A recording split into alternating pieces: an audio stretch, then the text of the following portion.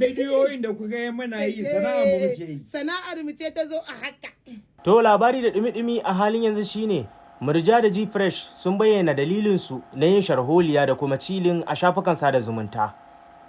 Wani faifan bidiyo dai da Murja Ibrahim Kunya da kuma G-Fresh suka wallafa a shafukansu na sada zumunta sun bayyana wa duniya cewa lalle wannan sharholiya da suke a TikTok da hauka da kuma yin bidiyoyi ita ce sana'arsu.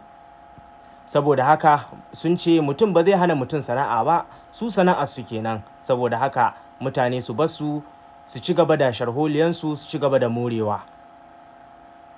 To ma sauraro ba tare da ɓata lokaci ba, yanzu za mu kawo muku faifan bidiyon ku gane wa idonku abin da Murja Kunya da G-Fresh suka bayyana wa duniya. Amma kafin nan ku daure ku danna min following.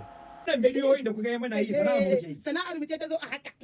Dole mu fafasta ai mana subscribe din nan a tadi wannan digo. Kalbo. A tadi wannan digo. Na dawo daga Lagos in tarar da ubana. Ya kace dad?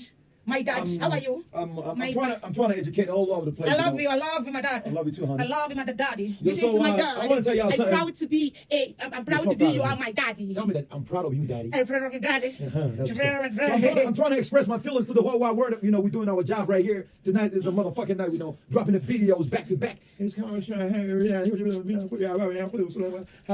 of